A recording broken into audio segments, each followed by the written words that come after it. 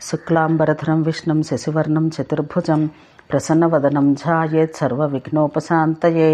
సప్తర్షుల మధ్యవర్తిత్వం అని చెప్పిన పులస్త్యుడు నారదునితో ఇంకా ఇలా చెప్పాడు.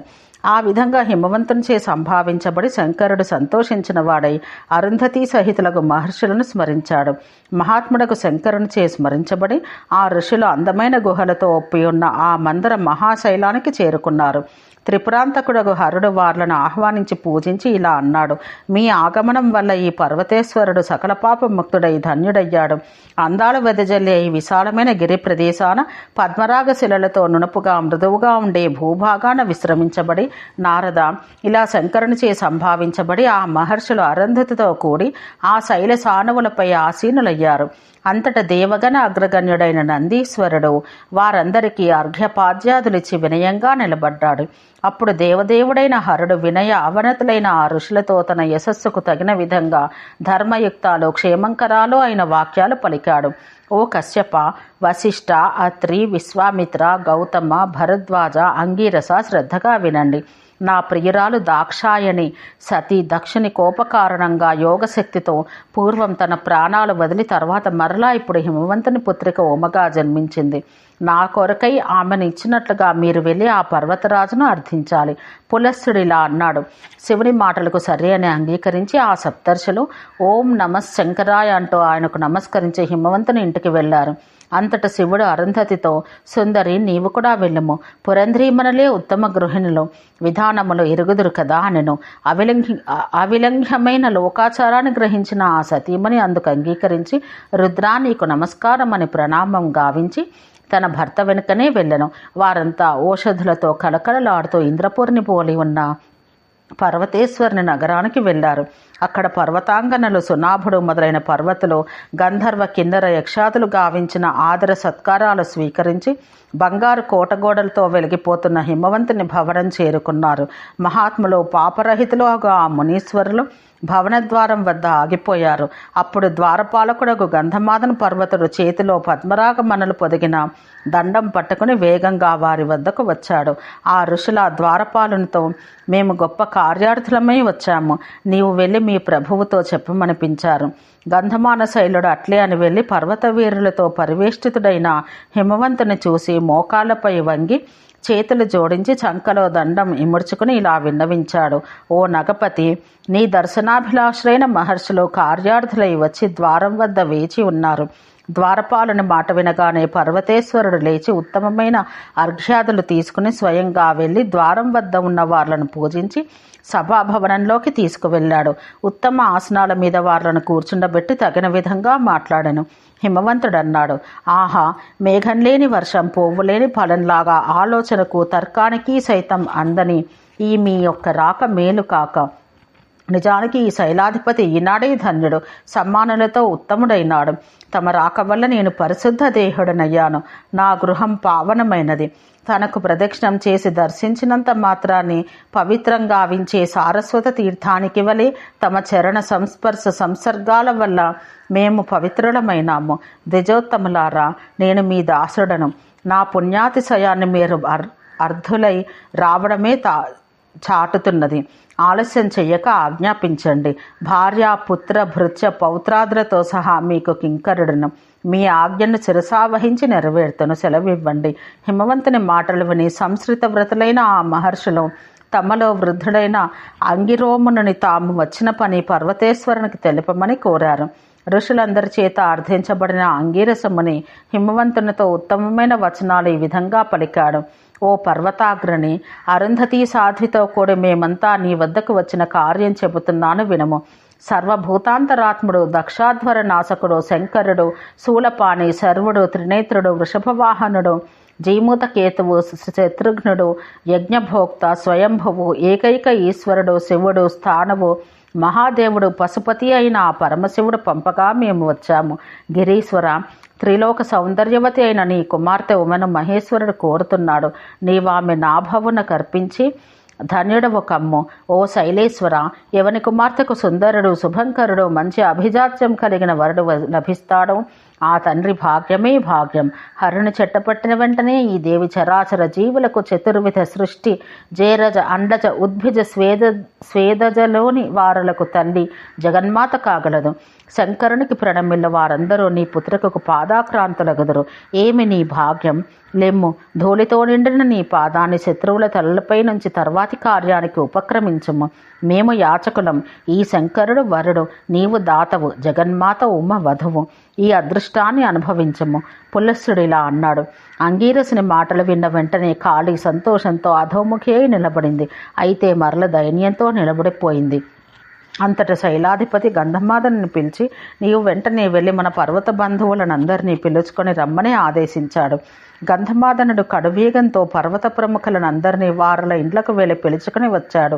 మేరువు మొదలైన వారంతా విషయ ప్రాముఖ్యాన్ని గుర్తించి వెంటనే సంభ్రమాశ్చర్యాలతో హిమవంతుని ఇంటికి వచ్చి తమకు ఏర్పాటు చేయబడిన స్వర్ణాసనాల మీద కూర్చున్నారు.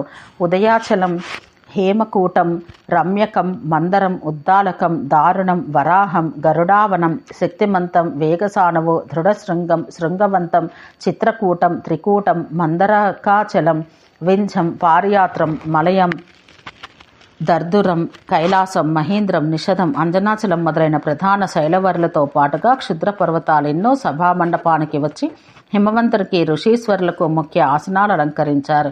అంతటా హిమవంతుడు తన భార్య మీనాదేవిని పిలిచి, కళ్యాణి, మన కుమార్తెను తీసుకుని రమ్మని ఆదేశించాడు. ఆమెయు అట్లే కాలిని వెంటబెట్టుకుని వచ్చి మహర్షులకు ప్రణమిల్లి ఇతరులను కుశల ప్రశ్నలతో సంభావించి సభలో ఆసీనురాలైంది. అలా వచ్చి కూర్చున్న తన జ్ఞాతి పర్వత వర్లను అందరినీ చూసి మధురస్వరంతో వాగ్మి అయిన మహిమంతుడిలా అన్నాడు. బంధువులారా, పుణ్యమూర్తులైన ఈ సప్తర్షి వర్యులు నా కుమార్తెను పరమశివునికి అర్ధాంగిగా అవనరించుటకు హరుని పక్షాన వచ్చి యాచిస్తున్నారు. ఇక మీరందరూ తెలుసుకుని అనుమతించవలసిన విషయం కాబట్టి మిమ్మల్ని ఆహ్వానించాను. కనుక జ్ఞాతులైన మీరంతా ఆలోచించి నాకు సలహా ఇవ్వగలరు. మీ మాటను ఉల్లంఘించబోను. నారద, న్యాయసమ్మతమైన హిమవంతుని మాటలు విని మేరువు మొదలైన ప్రముఖులు తమ ఆసనాలపై కూర్చుని ఇలా అన్నారు. యాచించవచ్చిన వారో మహర్షులు, వరుడా దేవాది దేవుడగు హరుడు, అంతకన్నా ఏమి కావాలి? వెంటనే కాళీ కుమారునిచ్చి శివునికి ఉద్వాహం ఉన్నరించము. శైలేశ్వర, వరుడు సర్వవిధాలా ఉత్తముడు. అంతటా మీనాదేవి భర్తతో, శైలపతి, నా మాట వినండి. ఈ పవిత్ర సంబంధం కొరకే పితృదేవతల కోరికను మన్నించి నాకు ఈ పుత్రికను ప్రసాదించారు. ఈమెకు త్రిపురహరుని వల్ల కలిగే పుత్రుడే దుష్టులైన మహిష తారకాసురులను సంహరిస్తాడు. మీనాదేవి ఇలా చెప్పగా ఆ శైలాధిపతి హిమవాసుడు ఇతర పర్వతవర్యులతో కలిసి కుమార్తె కాళితో, అమ్మ, నేనిప్పుడే ఈశ్వరునికి ధారబోసినానని మహర్షులను ఉద్దేశించి, పూజ్యులారా, ఈ శంకర వధువు మీకందరికీ భక్తితో ప్రణామాలు చేస్తున్నది, స్వీకరించండని అర్థించాడు. అంతటి సిగ్గుదొంతరలో ముడుచుకుని పోతున్న కాళీ కుమారుని ప్రేమతో తన ఒడిలో కూర్చుండబెట్టుకుని అరుంధతీదేవిని హరనామాంకితాలైన మృదుమధుర వచనాలతో అలరింపచేసింది. అప్పుడు ఆ సప్తర్షులు నగాధిరాజును చూసి, శైలేశ్వర, శ్రద్ధగా ఆలకించము. జామిత్ర గుణ సంయుక్తమైన పవిత్ర తిథి వస్తోంది. 3వ నాడు చంద్రుడు ఉత్తరా ఫల్గునిలో ప్రవేశిస్తాడు. ఆ శుభ సమయాన్ని మైత్ర ముహూర్తం అంటారు. ఆ తిథి నాడు శంకరుడు సమంత్రకంగా నీ కుమార్తె పాణిగ్రహణం చేస్తాడు. ఇక మేము వెళ్ళి వస్తాము, అనుమతించండని ఆశీర్వదించాడు. అంతట మహదానందంతో హిమవంతుడు ఆ మహర్షులందరినీ చక్కగా పూజించి సాగనంపాడు. వారందరూ వెంటనే ఆకాశ మార్గాన మందర పర్వతానికి వెళ్ళి శివునికి నమస్కరించి, దేవా, నీవు పెండ్లి కుమారుడవయ్యావు, పార్వతి పెళ్లి కూతురైనది, బ్రహ్మపురస్సరంగా ముల్లోకాలు త్వరలో మీ దర్శనం చేసుకుంటాయని విన్నవించారు. అంతట సంతోషించి శర్వుడు యథాక్రమంగా అరుంధతితో పాటు ఆ మహర్షులందరినీ పూజించాడు. తర్వాత ఆ మునులు దేవతలతో సంప్రదించుటకు ప్రయాణమై వెళ్ళారు. ఇంతలో బ్రహ్మ, విష్ణువు, ఇంద్రుడు, భాస్కరుడు శివుని దర్శించుటకి తెంచి ఆయన ఇంటికి వెళ్ళి భక్తితో ప్రణామాలు చేసి ఆసీనులయ్యారు. శివుని ఆదేశానుసారం నంది మొదలైన వారు కూడా చేరారు. ఆ విధంగా ఆ దేవతలు భూతగణాలతో పరివేష్టించబడిన గిరీశుడు వదిలిన జటాభారం గాలిలో తేలాడుతూ ఉంటే అరణ్యంలో సర్జ కదంబాల మధ్య ఆకాశాన్నంటే మహావృక్షంలా వెలిగిపోయాడు. పార్వతీ కళ్యాణానికి శివుడు తరలి వెళ్ళుట. పులస్త్య మహర్షి చెప్పు మొదలుపెట్టాడు. అక్కడ చేరిన దేవతలను చూసి నంది ఏదో అనగా మహేశ్వరుడు లేచి భక్తితో శ్రీహరిని కౌగిలించుకున్నాడు. అంతట బ్రహ్మకు నమస్కరించి ఇంద్రుని సంభావించి ఇతర దేవతలను అందరినీ యథోచితంగా పలకరించాడు. వీరభద్ర పురోగాములై శివగానలో పాశుపత గణాలు జయ జయధ్వానాలు చేస్తూ మందరగిరి చేరారు. అక్కడి నుంచి దేవగణాలతో కూడి మహేశ్వరుడు వైవాహిక తిథి నిర్వహణకై కైలాస శిఖరాలకు వెళ్ళాడు. ఆ కొండ మీద దేవమాత అదితి, సురభి, సురస మొదలైన ముత్తైదువులు అలంకరణ కార్యంలో నిమగ్నులయ్యారు. ముఖాన గోరోచన తిలకం, మహాస్తి మకుటం, సింహచర్మం, తొమ్మిదెల్లాంటి నల్లటి సర్పకుండలాలు, నాగమణులు కూర్చిన కంకణ హార కేయూర నూపురాలు, ఎత్తైన జటాభారం ధరించి వృషభారూఢుడై హరుడు అపూర్వమైన శోభతో కనులకు విందు గావించాడు. ఆయనకు ముందు భాగాన శివగణాలందరూ తమ తమ వాహనాల మీద వెళ్ళగా వెనుక భాగాన అగ్నిని ముందుంచుకుని దేవతలు నడిచారు. నారాయణుడు లక్ష్మీదేవితో గరుత్మంతుని మీద బయలుదేరాడు. బ్రహ్మ హంసనెక్కి శివుని పక్కగా సాగాడు. శ్వేతవస్త్ర ఛత్రాలు ధరించి ఐరావతం మీద ఇంద్రుడు కలిసి నడిచాడు. చిరోమణి యమున శ్వేతచామరం పట్టుకొని తాబేలు మీద బయలుదేరింది. అలాగే సరస్వతి హంస కొందేందు ధవలమైన చామరంతో గజాన్ని అధిరోహించి పయనమైంది. 6 ఋతువులు పంచవన్నెల పరిమళ భరిత కుసుమాలతో హరుని ఆనగమించాయి. ఐరావతం వంటి మదపుటేనుగు నెక్కి ఆనుపలేపనం ద్రవ్యాలు తీసుకుని పృథూదక తీర్థం బయలుదేరింది. 90 గంధర్వులు కలకంఠాలతో గానం చేస్తున్నారు. కిన్నరులు బాజాలు వాయిస్తున్నారు. అప్సరసులు ఆడుతుంటే మునులు స్తోత్రాలు చేస్తున్నారు. గంధర్వ గణమంతా శూలపాణి ఫాలాక్షుణ్ణి వెంబడించారు. 11 కోట్ల రుద్రులు, 12 కోట్ల ఆదిత్యులు, 8 కోట్ల వసువులు, 67 కోట్ల గణాలు, 24 ఊర్ధ్వరేతస్కులైన పరమర్షులు ఓ నారద ఆ పరమశివుని వెంట నడిచారు. వీరుగాక ఆ వివాహయాత్రలో లెక్కకు మిక్కుటమైన యక్ష కిన్నర రాక్షస ఆయుధాలు మహాకోలాహలంగా పాల్గొన్నారు.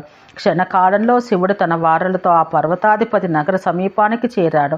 ఆ పెండ్లి వారలకు ఎదుర్కోలు చెప్పుటకై పర్వత వీరులు నలువైపుల నుండి ఏనుగుల మీద వచ్చి నిలిచారు. వరుడు కన్యాదాతకు నమస్కరించగా తక్కిన గిరులన్నీ శివుడికి సాగిలబడి లేచి నిలిచాయి. అందుకు సర్వుడెంతో ఆనందించాడు. అలా తన పార్షదులతో దేవతలతో మహావైభవంగా నందీశ్వరుడు దారి చూపగానే శైలరాజు పట్టణంలో ప్రవేశించాడు. పెండ్లివారులతో హరుడు నగరంలో ప్రవేశించాడని తెలియగానే పురస్త్రీలంతా తాము చేస్తున్న పనులు ఎక్కడొక్కడ వదిలిపెట్టి ఉత్కంఠతో పెండ్లి కొడుకును చూసేందుకు బయలుదేరారు.